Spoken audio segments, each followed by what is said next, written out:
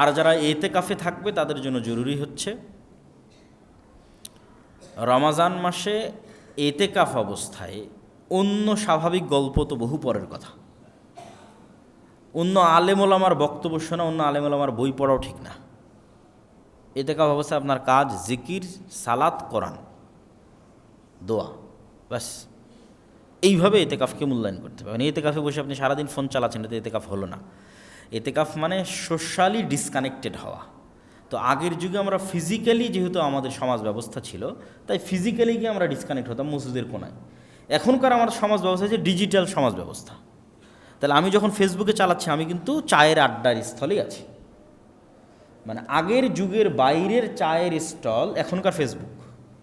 তাহলে আমি এতেকাফে বসে ফেসবুক চালাচ্ছি, মানে আমি যেন মসজিদ থেকে বের হয়ে এতেকাফ ভেঙে চায়ের স্টলে যে আড্ডা দিচ্ছি, ফেসবুকে কমেন্ট করতেছি, রিপ্লাই দিচ্ছি, ইউটিউব ভিডিও দেখতেছি। তাহলে এখনকার যুগে এতেকাফ মানে আগে মোবাইল থেকে ডিসকানেক্ট হতে হবে, ডিজিটালি আগে ডিসকানেক্টেড হতে হবে। ডিজিটাল যে সমাজ ব্যবস্থা আগে ওটার থেকে বিচ্ছিন্ন, তারপরে সশরীরে বিচ্ছিন্ন। ডিজিটালি এটা সাথে গেল এবং এটার মাধ্যমে সমাজ ব্যবস্থার সাথে কানেক্ট থাকলাম, এই এতেকাফ প্রকৃত এতেকাফ হবে না। এই জন্য যারা এতেকাফে বসবেন তারা এই বিষয়গুলো খেয়াল রাখার চেষ্টা করবেন। আর রমজান মাসকে সামনে রেখে আমাদের যে করণীয় কাজ, সেই করণীয় কাজের মধ্যে সবচেয়ে জরুরি কাজ, এক নম্বর জরুরি কাজ, যেটা রমজানে কোনো মতেই মিস দেওয়া উচিত নয়, সেটা হচ্ছে 5 ওয়াক্ত সালাত। স্বাভাবিকভাবেই দেওয়া উচিত নয়, কিন্তু আমি সিয়ামও পালন করছি আবার সালাত আদায় করি না, এই সিয়ামের কোনো গুরুত্ব নাই, এই সিয়ামের কোনো দাম নাই। দাজ্জাল যখন আসবে তখনও সাহাবী রাসূল সাল্লাল্লাহু আলাইহি ওয়াসাল্লামকে জিজ্ঞেস করল, আল্লাহ নবী সালাত কেমনে হবে? একদিন যদি 1 বছর হয়, সালাত কেমনে হবে? তাহলে দেখেন সাহাবীদের মাথায় সালাত কিভাবে ঢুকে আছে, যে দাজ্জালের ফিতনার ভয়ে ভীত হয়ে অন্য কোনো প্রশ্ন নয়, তাদের মাথায় প্রথম ক্যাচ করেছে সালাত। ঈসা আলাইহিস সালাতু ওয়াস সালাম যখন তার মায়ের কোলে, ফাআশারাত ইলাই ক্বালু কাইফা নুকাল্লিমু মান কানা ফিল মাহদি সাবিয়্যা ক্বালা ইন্নী আব্দুল্লাহ আতানিয়াল কিতাবা ওয়া জাআলানি নাবিয়্যা। ঈসা আলাইহিস সালাম বললেন মায়ের কোল থেকে যে আমি আব্দুল্লাহ, আল্লাহর বান্দা, আল্লাহ আমাকে নবী করেছে। ওয়া জাআলানি মুবারাকান আইনামা কুনতু, আর আমি যেখানেই থাকি না কেন আমি বরকতময়। ওয়া আওসানি বিসসালাতি ওয়াজ যাকাতি মা দুমতু হাইয়া, আর আমার আল্লাহ আমাকে আদেশ দিয়েছে যেন আমি মরা পর্যন্ত সালাত আর যাকাত দিই, সালাত আদায় করে আর যাকাত দিই। কোরআনের আয়াত। যে ঈসা আলাইহিস সালাম যখন ছোট্ট শিশু, তখন উনি মায়ের কোল থেকে বলতেছেন যে আল্লাহ তাকে আদেশ দিয়েছে যেন তিনি সালাত আদায় করেন, এবং আল্লাহ তাকে আদেশ দিয়েছে যেন তিনি যাকাত দেন। তার সালাত কত গুরুত্বপূর্ণ হতে পারে। ইব্রাহিম আলাইহিস সালাতু ওয়াস সালাম তার কওমের জন্য, তার পরবর্তী প্রজন্মের জন্য যে কয়েকটা দোয়া করেছেন,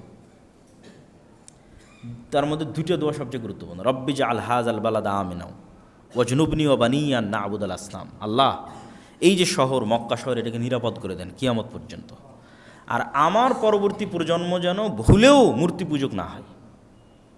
তাহলে মূর্তি পূজা কতটা শিরক, কতটা ভয়ঙ্কর খারাপ জিনিস, যে ঈসা আলাইহিস সালাম তার পরবর্তী প্রজন্ম জন্য যে গুরুত্বপূর্ণ দোয়াটা করতেছেন, সেখানে তিনি জায়গা দিচ্ছেন যেন তার পরবর্তী প্রজন্ম মূর্তি পূজক না হয়, মানে শিরক না করে। আর একটা কী দোয়া করছেন? রব্বি জাআলনি মুকিমাস সালাহ ওয়া মিন যুররিয়াতি। আল্লাহ, আমি যেন সালাত আদায়কারী হই আর আমার পরবর্তী প্রজন্ম যেন সালাত আদায়কারী হয়, আমার পরবর্তী প্রজন্ম যেন বেনামাজি না হয়। তাহলে মুসলমানের জন্য পৃথিবী থেকে বিদায় নেওয়া এমতো অবস্থায় যে সে বেনামাজি, এমতো অবস্থায় যে সে কোরআন জানে না, কোরআন পড়ে না, বিনা সালাত বিনা কোরআনে মুসলমানের পৃথিবী থেকে বিদায় নেওয়া উচিত নয়। 2টা জরুরি জিনিস মুসলমানকে নিশ্চিত করতেই হবে তার হায়াত থাকা পর্যন্ত। 1, সে সালাত আদায়কারী হবে, 2, সে কোরআন পড়া জানবে এবং কোরআন পাঠকারী হবে। তাহলে রমজান মাসের 1 নম্বর জরুরি কাজ 5 ওয়াক্ত সালাত, 2 নম্বর জরুরি কাজ কোরআন। মুসা আলাইহিস সালাতু ওয়াস সালামের কওমকে যখন তাওরাত দেওয়া হলো, তোরাহ বলে ইহুদিরা উচ্চারণ করে, যে তোরাহ, যখন তাওরাত দেওয়া হলো, তখন এই তাওরাত যেন তারা মানে, এই জন্য তুর পাহাড়, যে তুর পাহাড়ে ঈসা আলাইহিস সালাম আশ্রয় নেবে, যে তুর পাহাড়ে এই মুসা আলাইহিস সালাম ইবাদত করেছেন 40 রাত আল্লাহর, আরবাঈনা ওয়াইদ ওয়া'আদনা মুসা 40 লাইলা, 40 রাত ইবাদত করেছে মুসা আলাইহিস সালাম তুর পাহাড়ে। এই তুর পাহাড়কে আল্লাহ ইহুদিদের মাথার উপর তুলে ধরেছে, তুলে ধরে বলছে, হয় তাওরাত মানার ওয়াদা কর, না হলে পাহাড় ছেড়ে দিয়ে এখনই হত্যা করে দিলাম, এখনই ধ্বংস করে দিলাম। তখন বানু ইসরাঈল বলছে, ঠিক আছে, আমরা তাওরাত এবং তাওরাতে যা আছে এটা মানব। তো প্রত্যেক উম্মতের উপর যে গজব এসেছে, সেই গজব আসার কারণ হচ্ছে ওই উম্মতের উপর পাঠানো কিতাবকে না মানা। তাওরাত যদি না মানে তো পাহাড় ছেড়ে দিয়ে আল্লাহ ধ্বংস করে দেবে। তাহলে উম্মতে মুহাম্মাদির উপর গজব আসবে যদি তারা কোরআনকে অবহেলা করে। আর উম্মতে মুহাম্মাদির উপর গজব নূহ আলাইহিস সালামের কওমের মতো বন্যার আকারে হবে না, লূত আলাইহিস সালামের কওমের মতো শহর উল্টিয়ে দেওয়া হবে না, আদ সামুদের মতো বিকট আওয়াজ বা ঝড়ো বাতাসে পরিপূর্ণ ধ্বংস হবে না। তাহলে উম্মতে মুহাম্মাদির উপর গজব কি? উম্মতে মুহাম্মাদি যদি কোরআন অবহেলা করে, বা আমি গজবে আছি কি না এজ এ উম্মতে মুহাম্মাদি, সেটা আমি বুঝবো কিভাবে? সেটা হচ্ছে আমাদের উপর ভিন্ন জাতিকে আল্লাহ চাপিয়ে দেবে। আরাকানের রোহিঙ্গা, আর চায়নার উইঘুর, আর ফিলিস্তিন, আর বাংলাদেশ, আর যেখানে ভিন্ন জাতিকে তাদের উপর চাপিয়ে দেবে, এটা গজব। এটা হলো উম্মতে মুহাম্মাদির গজবের ধরন। উম্মতে মুহাম্মাদির গজব বন্যা নয়, ভূমিকম্প নয়, শহর উল্টিয়ে দেওয়া নয়, আকাশ থেকে অগ্নিবৃষ্টি নয়, বিকট আওয়াজ নয়। উম্মতে মুহাম্মাদির গজব হচ্ছে ইহুদি, খ্রিস্টান, হিন্দুরা এদেরকে কুচুকাটা করবে। যখন দেখবেন করতেছে তখন বুঝবেন গজব। যেমন হালাকু খা, চেঙ্গিস খা যখন বাগদাদে গিয়ে লক্ষ লক্ষ মানুষকে জবাই করেছে বাগদাদে, বুঝতে হবে এটা গজব। কেন এই গজব আসতেছে? কোরআনকে অবমূল্যায়ন করার কারণে। ইন্নাল্লাহ ইয়ারফাউ বিহাযাল কিতাবি আকওয়ামান ওয়া ইয়াদউ বিহি আখারিন। কোরআন এবং এই উম্মতের শক্তি সামর্থ্য দাড়িপাল্লায় সমান সমান। আমার এবং আপনার বাড়িতে, আমার এবং আপনার সমাজে কোরআনের মূল্য যেই মানে থাকবে, পৃথিবীতে এই উম্মতের ক্ষমতা, দাপট, শক্তি সেই লেভেলে থাকবে। কোরআন আমাদের বাড়িতে, আমাদের ঘরে যেই নিম্ন লেভেলে থাকবে, পৃথিবীতে উম্মতে মুহাম্মাদের অবস্থা সেই নিম্ন লেভেলে থাকবে। এটা রাসূল সাল্লাল্লাহু আলাইহি ওয়াসাল্লামের হাদিসের আমি অনুবাদ করতেছি, যে তাহলে আমার এবং আপনার পৃথিবীর উন্নতি নির্ভর করতেছে কোরআন পড়া, মানা, বুঝা এবং শিখার উপর। পৃথিবীতে যদি উম্মতে মুহাম্মাদি চায় যে তারা শক্তিশালী, সামর্থ্যবান, পাওয়ারফুল হবে, তাহলে ফিরে আসতে হবে কোরআনের কাছে। এই রমজান মাস হচ্ছে কোরআনের মাস। শাহরু রমাদান আল্লাযী উনজিলা ফীহিল কোরআন। এবং ওই যে দাজ্জালের ফিতনা থেকে বাঁচার রাস্তাও কিন্তু কোরআন। সূরা কাহফের প্রথম 10 আয়াত এবং সূরা কাহফ দাজ্জালের ফিতনা থেকে মুক্তির রাস্তা। তো ওই সূরা কাহফ তো কোরআনেরই অংশ। কোরআন যাদের অন্তরে প্রথিত হয়ে আছে, এরা ফিতনায় পতিত হবে না। মানে কোরআনের বুঝ এবং কোরআনের জ্ঞান যাদের ভিতরে আছে।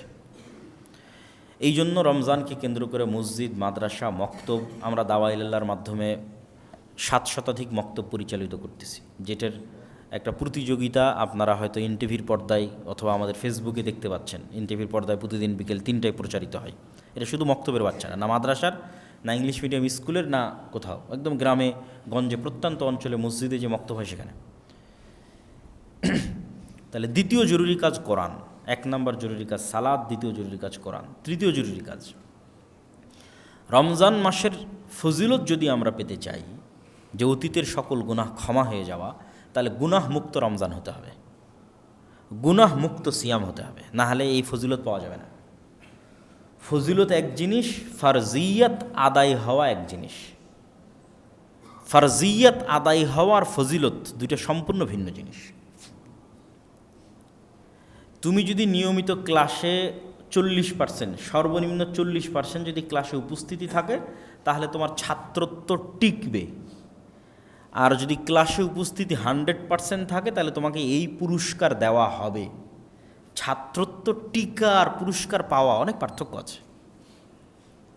তো আমি ঠিক আছে না খেয়ে থাকলাম, লজ্জাস্থান হেফাজতে, পেটের সিয়াম আর লজ্জাস্থানের সিয়াম। এই সিয়ামের কারণে কি হবে? সিয়াম না থাকার গুনাহ থেকে আমি বেঁচে যাব, ফারজিয়াত আদায় হয়ে যাবে। কিন্তু ফজিলত পূরণ করার জন্য আমাকে একটা শর্ত পূরণ করতে হবে, সেটা হচ্ছে গুনাহ মুক্ত রমজান লাগবে, গুনাহ মুক্ত সিয়াম লাগবে। জিহ্বারও সিয়াম লাগবে, চোখেরও সিয়াম লাগবে, কানেরও সিয়াম লাগবে, হাতেরও সিয়াম লাগবে, পায়েরও সিয়াম লাগবে। চোখ দেখবে না অশ্লীল দৃশ্য, কান শুনবে না অশ্লীল কথা, মুখ বলবে না অপ্রয়োজনীয় গীবত, পরনিন্দা, জিহ্বায় উচ্চারিত হবে আল্লাহর জিকির, উচ্চারিত হবে কোরআন, চোখ দিয়ে পড়বে আল্লাহর কোরআন, হাত দিয়ে ইবাদত করবে আল্লাহর, এবং সকল গুনাহ থেকে মুক্ত থাকবে। এবার পাবে ওই ফজিলত যে কেউ যদি রমজানে সিয়াম রাখে, কেউ যদি রমজানে তারাবির সালাত আদায় করে, কেউ যদি লাইলাতুল কদরের রাত জাগে, তাহলে তার অতীতের সব গুনাহ মাফ হয়ে যাবে। এটা স্পেশাল অফার, ফজিলত, পুরস্কার। এইটা পূরণ করতে হলে গুনাহ মুক্ত রমজান লাগবে। এই জন্য রমজানের তৃতীয় জরুরি কাজ, যে রমজানে আপনাকে টার্গেট নিতে হবে যে আমি শুধু পেট আর লজ্জাস্থানের সিয়াম থাকবে না, পুরো শরীরের সিয়াম চলবে। তথা পুরো শরীরের সকল অঙ্গ প্রত্যঙ্গকে সকল গুনাহ থেকে বিরত রাখা। আল্লাহ সুবহানাহু ওয়া তাআলা আমাদের তৌফিক দান করুক, আল্লাহুম্মা আমিন। রমজান মাসের চতুর্থ জরুরি কাজ অত্যধিক পরিমাণে দান, সাদাকা এবং জাকাত বের করা। দেখেন ঈসা আলাইহিস সালামের যে আয়াতটা পড়লাম, ওইটাতে ঈসা আলাইহিস সালাম বলতেছে আল্লাহ আমাকে আদেশ দিয়েছে সালাত আর জাকাতের। কোথাও আল্লাহ জাকাতকে আলাদা করেনি সালাত থেকে। তাহলে আমাদের ব্রেনে সালাতের গুরুত্ব যেই মানের, নিশ্চিত থাকেন জাকাতের গুরুত্ব ওই মানের। কেন কোরআনে কোথাও জাকাতকে, অর্থনৈতিক ইবাদতকে সালাত থেকে আলাদা করা হয়নি। শুরুতেই বলছে ওয়ায়ুকিমুনাস সালাহ ওয়া মিম্মা রাযাকনাহুম ইউনফিকুন, একদম প্রথম সূরা বাকারা, যে তারা সালাত আদায় করে এবং আল্লাহর রাস্তায় দান করে। আল্লাহ সুবহানাহু ওয়া তাআলা জান্নাত বিক্রি করে দিবেন যারা শহীদ হবে জীবন দিয়ে, আর যারা টাকা দিয়ে জান্নাত কিনে নেবে। তো এই জন্য জাকাত পুঙ্খানুপুঙ্খ হিসাব করে বের করতে হবে। 7.5 ভরি স্বর্ণ, 52.5 তলা রৌপ্য, রৌপ্যর হিসেবে জাকাত বের করলে গরিব মিসকিনের হক বেশি আদায় হয়। এখন স্বর্ণের যে দাম 22, 23, 25 লাখ টাকার মালিক না হলে তো জাকাতই ফরজ হবে না। এই জন্য রৌপ্যের আলোকে জাকাত বের করা ভালো। 1 লাখ টাকা সমপরিমাণ সম্পদ, 80,000 থেকে 1 লাখ, এটাই নেশাব হওয়ার জন্য যথেষ্ট। আর নেশাব যখন 1 বছর অতিক্রম করবে, 1 বছর পর যখন আবার দেখবেন হ্যাঁ আপনার কাছে 1 লাখ বা সমপরিমাণ টাকা আপনার কাছে আছে, তখন আপনি এবার জাকাতের হিসাব করবেন। হিসাব করতে গিয়ে সব একত্রিত করবেন, যত স্বর্ণ আছে, যত গয়না আছে, যত ক্যাশ মানি আছে, ব্যাংক ব্যালেন্স, যত টাকা জমা রাখা আছে, মানুষের কাছে পাওনা পাবেন এরকম যত টাকা আছে সব একত্রিত করে তার 2.5%, বর্তমান বাজার দর ধরে 2.5%। আর ব্যবসায়ী হলে আপনার বিক্রিযোগ্য পণ্য কতখানি আছে, কাঁচামাল কতখানি আছে, যেমন সুতা কতখানি এখন স্টকে আছে, আর কাপড় তৈরি করেছেন এখন বাজারে বিক্রি হবে সেটা কতখানি আছে। ফিক্সড অ্যাসেট হিসাবের মধ্যে আসবে না। ব্যবসায়িক কাজের জন্য যে সমস্ত গাড়ি ঘোড়া বাড়ি এগুলো চলতেছে, বাড়ি ভাড়া নেওয়া আছে, মেশিনারিজ চলতেছে, এগুলোর জাকাত লাগবে না। ঠিক আপনি যে গাড়ি ব্যবহার করছেন, বাড়িতে আছেন, এগুলোর জাকাত লাগবে না। প্রত্যেক যেখান থেকে ইনকাম হয় ওটার জাকাত লাগে। জমিতে যখন ফসল হয় তখন ওষুধ দিতে হয়, ফসল নাই, জমির কোনো ট্যাক্স নাই, ইনকাম হলেই জাকাত। তো জাকাত খুব জরুরি এবং খুব গুরুত্বপূর্ণ। জাকাত যদি না দেওয়া হয় তাহলে জাকাত অনাদায়ী সম্পদের ধরন হিসেবে শাস্তি হবে। জাকাত অনাদায়ী সম্পদ যদি স্বর্ণরৌপ্য হয়, জাহান্নামের আগুনে ছ্যাঁক দিয়ে পিঠে ছ্যাঁক দেওয়া হবে, আর বলা হবে দেখো তো এটা কত মজাদার, কত সুস্বাদু, বিরিয়ানি যেমন স্বাদ এটা ওরকম স্বাদ না। আল্লাহ ওই শব্দ ব্যবহার করছে যে বলো তো স্বাদ কেমন লাগতেছে, আনন্দ কেমন লাগতেছে। আল্লাহ কীরকম মজাক করতেছে, ঠাট্টা করতেছে জাকাত অনাদায়কারী ব্যক্তির সাথে। দেখেন যে আমরা খাবারের জন্য যেই স্বাদ শব্দটা ব্যবহার করি ওইটা তার জন্য ব্যবহার করা হবে। আর যদি জাকাত অনাদায়কারী সম্পদ হয় এমনি টাকা পয়সা ধন দৌলত, তাহলে ওইটা হবে সাপের আকৃতিতে, ছোবল দিবে আর বলবে আমি তোমার সেই সম্পদ, সঞ্চিত সম্পদ যার জাকাত দাওনি, এখন স্বাদ কেমন একটু দেখো, সুস্বাদু কত আমার এই ছোবল। আর যদি জাকাত অনাদায়কারী সম্পদ হয় গরু ছাগল, তাহলে এগুলোকে শিং দেওয়া হবে, খুর দেওয়া হবে, এরা ওই ব্যক্তিকে তার পায়ের আঘাতে এবং মাথার আঘাতে আহত করতে থাকবে আর বলতে থাকবে আমি তোমার সেই সম্পদ যার জাকাত হয়নি। এই জন্য জাকাত দিতেই হবে। রমজান মাসে পঞ্চম জরুরি কাজ শেষ 10 দিন রাত জাগা, এতেকাফ করা, লাইলাতুল কদরকে অনুসন্ধান করা। লাইলাতুল কদরি খায়রুম মিন আলফি শাহর। নূহ আলাইহিস সালাতু ওয়াস সালামের কওম 900 বছর হায়াত পাওয়ার পরেও নেকিতে উম্মতে মুহাম্মাদিকে পাল্লা দিতে পারবে না, অথচ উম্মতে মুহাম্মাদের বয়স 60 বছর। তাহলে নূহ আলাইহিস সালামের একটা কওম যদি কেউ 900 বছর আল্লাহর ইবাদত করে, হিসেবে তো কি বেশি আগে জান্নাতে যাওয়ার কথা এবং বেশি উঁচুতে স্থান দেওয়ার কথা। কিন্তু বেশি আগে জান্নাতে যাবে, বেশি উঁচুতে স্থান পাবে মাত্র 60 বছরের জীবন পাবে উম্মতে মুহাম্মাদ। এটা কোরআনের বরকত, লাইলাতুল কদরের বরকত। লাইলাতুল কদরের এক রাতই খায়রুম মিন আলফি শাহর, 1000 মাসের চেয়ে উত্তম। তাহলে কেউ যদি প্রতি বছর একটা করে লাইলাতুল কদর পায়, তাহলে ওর জীবনে ইবাদতের পরিমাণ কত বছরের সমান হতে পারে। তাহলে লাইলাতুল কদর এবং কোরআনকে মূল্যায়ন করে উম্মতে মুহাম্মাদি অতীতের উম্মতের চেয়ে ইবাদতে এবং নেকির প্রতিযোগিতায় এগিয়ে যাবে। এই জন্য লাইলাতুল কদরকে আমাদের অনুসন্ধান করতে হবে। রমজান মাসে লাইলাতুল কদর আছে নিশ্চিত, রমজান মাসের মধ্যে লাইলাতুল কদর আছে এটা নিশ্চিত। ইন্না আনজালনাহু ফি লাইলাতুল কদর শাহরু রমাজান আল্লাযী উনজিলা ফীহিল কোরআন, দুটো আয়াত। আমি এটাকে অবতীর্ণ করেছি লাইলাতুল কদরে, আর শাহরু রমাজান আল্লাযী উনজিলা ফীহিল কোরআন, রমজান মাসে কোরআন অবতীর্ণ করেছি। তাহলে আমি যদি কোরআন লাইলাতুল কদরে অবতীর্ণ করে থাকি, রমজানে অবতীর্ণ করে থাকি, তাহলে লাইলাতুল কদর রমজানের মধ্যে আছে, আর বাইরে যাওয়ার সুযোগ নাই। এখন রমজানের মধ্যে মানুষ তার চেষ্টা অনুযায়ী লাইলাতুল কদরকে খুঁজবে। যারা রমজানের প্রতি রাত জাগবে তাদের তো শতভাগ নিশ্চয়তা। যারা তার চেয়ে কম জাগতে চায় তারা শেষ 10 দিনের প্রত্যেক রাত, যারা তার চেয়ে কম জাগতে চায় তারা শেষ 10 দিনের বিজোড় রাত, এর নিচে নামার সুযোগ নেই। শুধু 27, শুধু 21 এরকম কোনো স্পষ্ট দলিল কোরআন এবং হাদিসে নাই। শেষ 10 দিনের বিজোড়ের কথা রাসূল সাল্লাল্লাহু আলাইহি ওয়াসাল্লাম বলেছেন। জায়নিস্ট আছে এবং খ্রিস্টানদের মধ্যেও যারা জায়নিজমকে সাপোর্ট করে, যারা বাইবেলের অনুসারী কিন্তু জায়নিজমকে সাপোর্ট করে, আর যারা ইহুদি জায়নিস্ট তারা তো আছেই। তারা নিজেরাই বলতেছে যে তাদের বাইবেলে এবং তাদের তাওরাতে প্রতিশ্রুত যে আর্মেড গান তথা শেষ জামানার যুদ্ধ, সেটি তারা শুরু করেছে। এটা তারা নিজেরাই বলতেছে যে তারা যুদ্ধ শুরু করেছে শেষ জামানার, এবং এটা বলেই তারা তাদের সেনাবাহিনীকে মোটিভেট করতেছে যে পুনরায় ঈসা আলাইহিস সালাতু ওয়াস সালামকে পৃথিবীতে ফেরত নিয়ে আসতে হবে, এবং ফেরত নিয়ে আসার জন্য আমাদের কিছু কাজ আছে, সেই কাজগুলো আমাদের করতে হবে। সেই কাজের অংশ হিসেবে আমরা যুদ্ধ করতেছি। এই যুদ্ধের পলিটিক্যাল কোনো গ্রাউন্ড, বাস্তব কোনো গ্রাউন্ড নাই, শুধু দৈব বাণীকে বিশ্বাস করা, ভবিষ্যৎবাণী, ধর্মীয় বাণীকে বিশ্বাস করা যে ঈসা আলাইহিস সালামকে ফেরত নিয়ে আসতে হবে, নিয়ে আসতে হলে এটা করতে হবে, অতএব আমরা সেটা করব। এটা তাদের দাবি।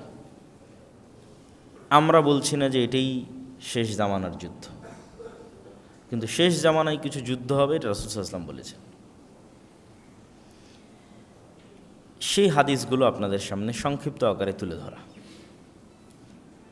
আউফ বিন মালিক রাদিয়াল্লাহু তাআলা আনহু থেকে বর্ণিত, তিনি বলেন রাসূল সাল্লাল্লাহু আলাইহি ওয়াসাল্লাম বলছেন, তোমরা 6টা জিনিস গণনা করে রাখো যা আমার মৃত্যুর পর কিয়ামত পর্যন্ত সংঘটিত হবে। 1, মাউতি, আমার নিজের মৃত্যুই কিয়ামতের অনেক বড় আলামত। মুহাম্মদ সাল্লাল্লাহু আলাইহি ওয়াসাল্লামের নবী হওয়া কিয়ামতের অনেক বড় আলামত। আগের নবীরা তো আর শেষ নবী ছিল না, তাহলে তো কেউ আর বলতে পারবে না যে আরও কত নবী আসবে, আরও নবী আসতে পারে, আরও নবী আসতে পারে, আরও নবী আসতে পারে। কিন্তু মুহাম্মদ সাল্লাল্লাহু আলাইহি ওয়াসাল্লাম তো শেষ নবী, তাহলে মুহাম্মদ সাল্লাল্লাহু আলাইহি ওয়াসাল্লামের নবী হওয়াই কিয়ামতের অন্যতম একটা বড় আলামত। কেননা তারপরে আর নবী আসবে না, মানে তারপরে কিয়ামত হবে। 500 বছর পরে হোক, 1000 বছর পরে হোক, 5000 বছর পরে হোক, কিন্তু নবী আর আসতেছে না। মুহাম্মদ সাল্লাল্লাহু আলাইহি ওয়াসাল্লামের মৃত্যুর পরে কিয়ামত হবে। তাহলে মুহাম্মদ সাল্লাল্লাহু আলাইহি ওয়াসাল্লামের মৃত্যু কিয়ামতের অন্যতম বড় একটি আলামত, সেটা তিনি নিজেও বলছেন। 6টা জিনিস গণনার মধ্যে 1 নম্বর মাউতি, আমার মৃত্যু। 2 নম্বর ফাতহু বাইতুল মাকদিস, মসজিদে আকসা বিজয় করবে মুসলমানেরা, যেটা ওমর রাদিয়াল্লাহু তাআলা আনহুর শাসনামলে সংগঠিত হয়ে গেছে। মসজিদে আকসা বিজয় হবে। তারপর বলছেন সুম্মা মাউতান ইয়াখুযু ফীকুম কাকুআসিল গানাম, ব্যাপক বড় বড় 2টা মহামারী, যাতে হাজার হাজার লক্ষ লক্ষ কোটি কোটি মানুষ মারা যাবে। এই বিষয়গুলো নিয়ে আলেম ওলামাদের মধ্যে মতভেদ আছে যে এই মহামারীগুলো সংঘটিত হয়েছে না হয়নি। ওমর রাদিয়াল্লাহু তাআলা আনহুর যুগে সিরিয়ায় এক ভয়ঙ্কর মহামারী হয়েছিল, সেটাকে আলেম ওলামাগণ এই মহামারী হিসেবে গণ্য করেছে। আবার পরবর্তীতে যখনই বড় ব্যাপক আকারে কোনো মহামারী দেখা গেছে, তখন সবাই এই হাদিসের কথা তুলে ধরে বলেছে এটি হয়তো সেই মহামারী হতে পারে। যেহেতু রাসূল সাল্লাল্লাহু আলাইহি সাল্লাম কোনো নির্ধারিত টাইম, সময় উল্লেখ করে যাননি, আর এটা উল্লেখ করা সম্ভবও নয়। আল্লাহ নবীকে যতবার জিজ্ঞেস করা হয়েছে মাতা সা, কিয়ামত কখন হবে, তিনি কোনো সময় বলতে পারেননি। কেন আল্লাহ নিজে বলছেন যে কিয়ামত কখন হবে এটার জ্ঞান একমাত্র কার কাছে আছে? আল্লাহ সুবহানাহু ওয়া তাআলা। তাহলে মুহাম্মদ সাল্লাল্লাহু আলাইহি ওয়াসাল্লাম শুধু চিহ্ন বলতে পারে, আলামত বলতে পারে। সে আলামতের নির্ধারিত সময়ও বলতে পারবেন না যে আসলে এই আলামতটা কখন, কত সালে, কোথায় সংঘটিত হবে। সুতরাং এটা বলার কোনো ওয়ে নাই, স্কোপ নাই যে এটাই সেই আলামত যেটা এত সালে অমুক জায়গায় সংঘটিত হচ্ছে বা হবে। তারপর রাসূল সাল্লাল্লাহু আলাইহি ওয়াসাল্লাম বললেন সুম্মা ইস্তিফাদাতুল মাল হাত্তা ইউতা রাজুলু মিয়াতা দিনার, এত বেশি মানুষের ধন সম্পদ হয়ে যাবে যে একজন গরিব মিসকিনকে 100 দিনার দিলেও সেটাকে অনেক ছোট খাটো মনে করবে, অল্প মনে করবে। সুম্মা ফিতনাতুন লা ইয়াবকা বাইতুম মিনাল আরব ইল্লা দাখালাতহু, তারপর পৃথিবীতে এমন এক ফিতনা প্রকাশ পাবে যেই ফিতনা প্রত্যেক আরব ঘরে প্রবেশ করবে। আল্লাহ নবী শুধু আরবদের কথা বলেছেন যে প্রত্যেক আরবের ঘরে ফিতনা প্রবেশ করবে। অনেকেই মনে করেন ফিতনা মানে মোবাইল, অনেকেই মনে করেন ফিতনা মানে আজকের অশ্লীলতা, বেহায়াপনা, কিন্তু কোরআন এবং হাদিসে ফিতনা বললে সবার আগে যুদ্ধ, বিগ্রহ এবং হত্যা, রাহাজানিকে বোঝায় সর্বপ্রথম। তো হত্যা, রাহাজানি, যুদ্ধ, বিগ্রহ, এটি যদি আমরা ফিতনা দ্বারা উদ্দেশ্য নেই, তাহলে এমনও যুদ্ধ সংঘটিত হবে যেই যুদ্ধে আরবের প্রত্যেকটা ঘর যুক্ত হয়ে যাবে, আরবের কোনো ঘর এই যুদ্ধ থেকে খালি থাকবে না, যেটা রাসূল সাল্লাল্লাহু আলাইহি ওয়াসাল্লাম বলছেন যে এমন যুদ্ধ সংঘটিত হবে যেই যুদ্ধ আরবের প্রতিটা ঘরে প্রবেশ করবে, যদি ফিতনা দ্বারা আমরা হত্যা, যুদ্ধ, বিগ্রহ উদ্দেশ্য নেই। সুম্মা হুদনাতুন তাকুনু বাইনাকুম ওয়া বাইনা বানিল আসফার, তারপর তোমাদের সাথে হলুদ চামড়ার মানুষদের, রোমানদের, ইউরোপিয়ানদের, সাদা চামড়ার মানুষদের, হলদেটে সাদা চামড়ার মানুষদের এক বড় চুক্তি সম্পাদিত হবে, যেই চুক্তি তারাই লঙ্ঘন করবে এবং তারা তোমাদের বিরুদ্ধে যুদ্ধ করতে আসবে ৮০টি পতাকার অধীনে, যার এক এক পতাকার অধীনে থাকবে ১২,০০০ করে সৈন্যবাহিনী। এটা একটা হাদিস। আর এক হাদিস রাসূলুল্লাহ সাল্লাল্লাহু আলাইহি ওয়াসাল্লাম বলছেন, সামি'তুম বিমাদিনাতিন জানিবুম মিনহাল বার ওয়া জানিবুম মিনহাল বাহার, তোমরা এমন এক শহরের কথা জানো যেই শহরের এক পাশ সমতল আর এক পাশ সাগর। সাহাবীরা বললেন, হ্যাঁ, আমরা এরকম একটি শহরের কথা জানি।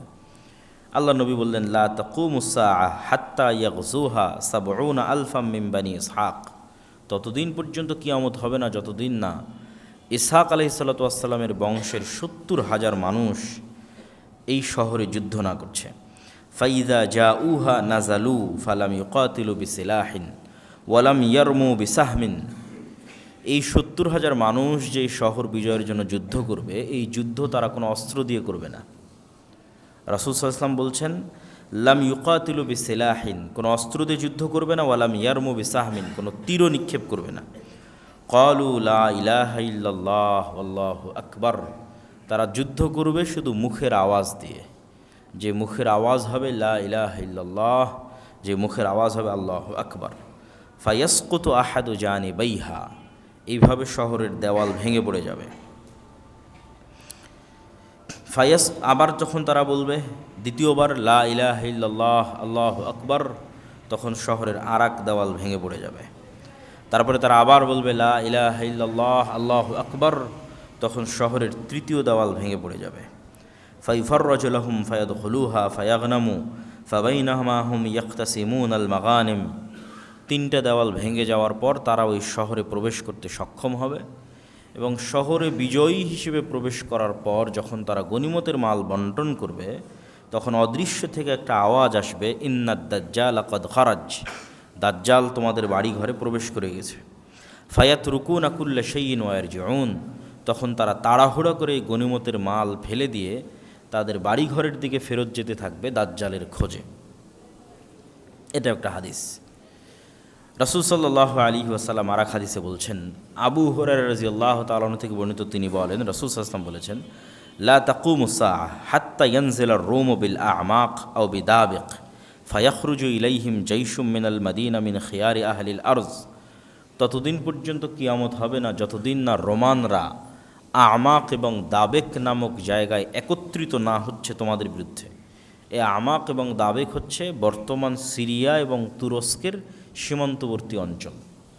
বর্তমানের সিরিয়ার যে সীমানা, যেই সীমানাটা তুরস্কের সাথে লাগে, এই সীমান্তবর্তী অঞ্চলের এখনও এই নামে জায়গা আছে আমাক এবং দাবেক। সেই দিন মদিনা থেকে বের হবে একটা সেনাবাহিনী যারা তৎকালীন বিশ্বের সর্বশ্রেষ্ঠ মানুষ। রাসূল সাল্লাল্লাহু আলাইহি ওয়াসাল্লাম বলছেন, ফাইজা তাসাফু ক্বালাতির রূম খাল্লু বাইনানা ওয়া বাইনাল্লাযী সাবাউ মিন্না নুকাতিলুহুম, তখন মদিনা থেকে আসা এই সর্বশ্রেষ্ঠ অশ্বারোহী বাহিনীকে রোমানরা বলবে, তোমরা আমাদের জন্য রাস্তা ছেড়ে দাও, আমরা এই সিরিয়ান শামের এদের সাথে যুদ্ধ করতে চাই, তোমরা কেন মধ্যে বাধা হচ্ছ? ফায়াকুলুল মুসলিমুনা লা ওয়াল্লাহি লা নুখাল্লি বাইনাকুম ওয়া বাইনা ইখওয়ানিনা, তখন মদিনার মানুষরা বলবে, আমরা আমাদের সিরিয়ার ভাইদেরকে একা ছেড়ে দিতে পারি না। ফায়ুকাতিলুনাহুম ফায়ানহাজিমু সুলুসুন লা ইয়াতুবুল্লাহু আলাইহিম, ভয়ঙ্কর যুদ্ধ হবে। এই যুদ্ধে একদল মানুষ পালিয়ে যাবে যুদ্ধের মাঠ থেকে। যুদ্ধের মাঠ থেকে পালিয়ে যাওয়া অনেক বড় কবিরা গুনাহ। একদল মানুষ যুদ্ধের মাঠ থেকে পালিয়ে যাবে। রাসূল সাল্লাল্লাহু আলাইহি ওয়াসাল্লাম বলছেন, আল্লাহ কোনোদিন তাদের তওবা কবুল করবে না। মুসলমানদের একদল মানুষ যুদ্ধের মাঠ থেকে পালিয়ে যাবে, এদের তওবা কোনোদিন কবুল হবে না। ওয়ায়ুকতালু সুলুসুহুম, আর মুসলমানদের 3 ভাগের 1 ভাগ শহীদ হয়ে যাবে। রাসূল সাল্লাল্লাহু আলাইহি ওয়াসাল্লাম বলছেন, এরা পৃথিবীর সর্বশ্রেষ্ঠ শহীদ। আফজালুশ শুহাদা ইনদাল্লাহ, আল্লাহর নিকটে শ্রেষ্ঠতম শহীদ হবে এরা। ওয়াইফতাতিহুস সুলুস, আর এক তৃতীয়াংশ তো পালিয়ে গেছে, এক তৃতীয়াংশ মারা গেছে, আর মুসলমানদের এক তৃতীয়াংশকে আল্লাহ বিজয় দান করবেন রোমানদের উপরে। লা ইফতানুনা আবাদা, এই এক তৃতীয়াংশ এরা কোনো দিন আর কোনো ফিতনায় পতিত হবে না। ফায়াফতাহতিহুনা কুস্তুনতুনিয়া, এই এক তৃতীয়াংশ কুস্তুনতুনিয়া বিজয় করবে। আগের হাদিসে যেটা আমরা দেখলাম, এমন একটা শহর যার এক পাশ সমতল আর এক পাশ সমুদ্র, সেটাও কুস্তুনতুনিয়া, এটাও কুস্তুনতুনিয়া। কুস্তুনতুনিয়াকে ইংরেজিতে বলা হয় কনস্টান্টিনোপল, আর আমরা এখন চিনি ইস্তাম্বুল নামে। তুরস্কের মোটামুটি অফিসিয়াল রাজধানী নয়, কিন্তু দীর্ঘদিনের রাজধানী ছিল, ঐতিহ্যবাহী শহর ইস্তাম্বুল। তুরস্কের ইস্তাম্বুল, যাকে আরবিতে বলা হয় কুস্তুনতুনিয়া, ইংরেজিতে বলা হয় কনস্টান্টিনোপল। এই শহর তারা বিজয় করবে। তাহলে এই শহর কিয়ামতের পূর্ব মুহূর্তে বিজয় হচ্ছে মানে এই শহর মুসলমানদের হাতে থাকবে না। তথা আজকের তুরস্ক যে মুসলমানদের হাতে আছে, এটা একদিন থাকবে না মুসলমানদের হাতে, এটা ইহুদি খ্রিস্টান অন্যদের দখলে চলে যাবে। নাহলে কিয়ামতের পূর্ব মুহূর্তে কিভাবে ইস্তাম্বুল বিজয় হবে? কেন এর পরপরে আবার দাজ্জাল বের হচ্ছে, তথা এটা কিয়ামতের পূর্ব মুহূর্তের ঘটনা। তাহলে তারা কুস্তুনতুনিয়া বিজয় করবে। ফাবাইনামা হুম ইয়াক্তাসিমুন আল গানাইম, যখন তারা গনিমতের মাল বন্টন নিয়ে ব্যস্ত থাকবে এবং তাদের তরবালিগুলো জাইতুন গাছে ঝুলানো থাকবে, ইজা সাহাফিহিমুশ শাইতান, তখন শয়তান অদৃশ্য থেকে চিৎকার করে বলবে যে দাজ্জাল তোমাদের বাড়িতে ঢুকে গেছে। ফায়াখরুজুন ওয়াযালিকা বাতিল, তখন তাড়াহুড়া করে এরা গনিমত ফেলে দিয়ে তরবারি নিয়ে তাদের বাড়িঘরের দিকে যেতে থাকবে, মানে দামেস্ক শহরের দিকে আসতে থাকবে। এটা আরও অন্য বর্ণনায় আরও স্পষ্ট হয় যে দামেস্ক শহরের দিকে ফেরত আসতে থাকবে। তো এই প্রথম সংবাদটা হবে মিথ্যা, দাজ্জাল যে তাদের বাড়িঘরে ঢুকে গেছে, এই প্রথম সংবাদ মিথ্যা হবে। ফাইদা জা উশাম খারাজা ফাবাইনামা হুম ইউইদ্দুনা লিল কিতাল, কিন্তু যখন তারা দামেস্কে ফেরত আসবে তারপরে সত্যি সত্যি দাজ্জাল বের হয়ে যাবে। তখন ইউইদ্দুনা লিল কিতাল, তখন তারা যুদ্ধের প্রস্তুতি নিবে দাজ্জালের সাথে। ইউসাফুনা সুফুফা ইদা উকিমাতিস সালাত, এমতো অবস্থায় দামেস্কের মসজিদে সালাতের একামত হবে এবং মুজাহিদরা সালাতের জন্য দাঁড়াবে সারিবদ্ধভাবে।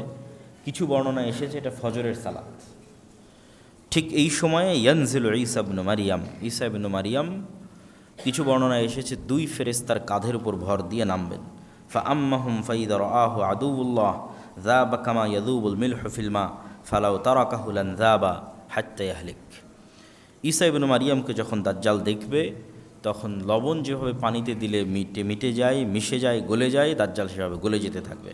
ওয়ালাকিন ইয়াকতুলুহুল্লাহু বিয়াদি, কিন্তু তারপরেও ঈসা আলাইহিস সালাম নিজে হাতেই দাজ্জালকে হত্যা করবেন।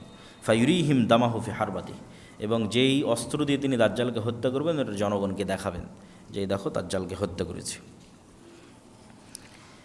কাছাকাছি অনুরূপী বর্ণনা যে রোমানদের সাথে মুসলমানদের একটা বিরাট চুক্তি হবে, আর এই চুক্তির লঙ্ঘনটা হবে এইভাবে যে রোমানদের সাথে মুসলমানদের চুক্তি হওয়ার পর এরা তৃতীয় আর একটা পক্ষের বিরুদ্ধে একসাথে একত্রিত হয়ে যুদ্ধ করবে, তথা খ্রিস্টানেরা আর মুসলমানেরা একত্রিত হয়ে তৃতীয় এক পক্ষের বিরুদ্ধে যুদ্ধ করবে। সেই তৃতীয় পক্ষ কে কারা তা হাদিসে উল্লেখ নাই। এই যুদ্ধে মুসলমান এবং খ্রিস্টানদের বিজয় হবে। বিজয় হওয়ার পর একজন খ্রিস্টান সৈন্য বলবে যে ক্রুশের কারণে বিজয় হয়েছে, যে ক্রুশ চিহ্ন তারা গলায় ঝোলায়, এটার কারণে আমরা বিজয় হয়েছি। এইটা দেখে এক মুজাহিদ মুমিন ওই ক্রুশটাকে ভেঙে দিবে, বলে না আমরা আল্লাহর সহযোগিতায় বা আল্লাহর সাহায্যে বিজয়ী হয়েছি। এই ক্রস ভাঙ্গাকে কেন্দ্র করে একদল আর এক দলের মুখোমুখি হয়ে যাবে পুনরায়, এবং এই যে মুখোমুখি হবে এই মুখোমুখির কথাই বলা হচ্ছে যে 80টা পতাকার অধীনে তারা একত্রিত হবে, যার এক এক পতাকার অধীনে 12,000 করে সৈন্যবাহিনী থাকবে, এবং মুসলমানদের 3 ভাগের 1 ভাগ পালিয়ে যাবে, 1 ভাগ শহীদ হবে, 1 ভাগ বিজয় হবে, এবং বিজয় হওয়ার পর কনস্টান্টিনোপল, ইস্তাম্বুল, তুরস্ক বিজয় হবে। এই যুদ্ধের আর অন্য বর্ণনায় রাসূল সাল্লাল্লাহু আলাইহি ওয়াসাল্লাম বলছেন যে এই যুদ্ধ এত ভয়াবহ হবে যে 100 জন মানুষের 99 জনই মারা যাবে, একজন বেঁচে থাকবে। একটা পাখি যদি আকাশে 1 মাস উড়ে, তাহলে 1 মাস উড়লেও লাশের সারি শেষ করতে পারবে না, লাশের দুর্গন্ধে সে মৃত অবস্থায় পড়ে যাবে। তার বাঁচার মতো আলাদা কোনো আশ্রয়স্থল যেখানে লাশ নাই, লাশের দুর্গন্ধ নাই, এরকম কোনো সেফ জায়গা সে খুঁজে বের করতে পারবে না। উঠতে উঠতে উঠতে উঠতে ক্লান্ত হয়ে মরে পড়ে যাবে। এত বেশি পরিমাণে মানুষ এই যুদ্ধে মারা যাবে যে মানুষ আর গনিমতের মালেও সন্তুষ্ট হবে না, মানুষের ওয়ারিস বন্টন করার কেউ থাকবে না। এগুলো সব রাসূল সাল্লাল্লাহু আলাইহি ওয়াসাল্লাম বিভিন্ন হাদিসে বলেছেন। ওই সেম ঘটনার ধারাবাহিকতায় বিভিন্ন হাদিস। তারপরে যখন আড়াল থেকে ঘোষণা হবে দাজ্জাল তোমাদের বাড়িঘরে প্রবেশ করে গেছে, তখন যারা তাড়াহুড়ো করে বের হয়ে হবে দাজ্জালকে খুঁজতে, আর এক বর্ণনায় রাসূল সাল্লাল্লাহু আলাইহি ওয়াসাল্লাম বলছেন যে মুজাহিদদের মধ্যে 10 জনকে পাঠানো হবে যে তোমরা যাও, অশ্বারোহী 10 জন অশ্বারোহীকে পাঠানো হবে, দেখো তো দাজ্জাল সত্যি সত্যি আমাদের বাড়িতে ঘরে ঢুকে গেছে কিনা। রাসূল সাল্লাল্লাহু আলাইহি ওয়াসাল্লাম বলছেন ওই 10 অশ্বারোহীর নাম, ওদের চেহারা, ওদের বাপের নাম, ওদের বংশের নাম আমি বলে দিতে পারবো যে 10 জন কারা, যে 10 জন দাজ্জালের অনুসন্ধানে বের হবে। ওরা তৎকালীন বিশ্বের সর্বশ্রেষ্ঠ ইমানদার এবং সর্বশ্রেষ্ঠ অশ্বারোহী, যারা মদিনা থেকে বের হয়ে আসবে শাম বা সিরিয়ায়।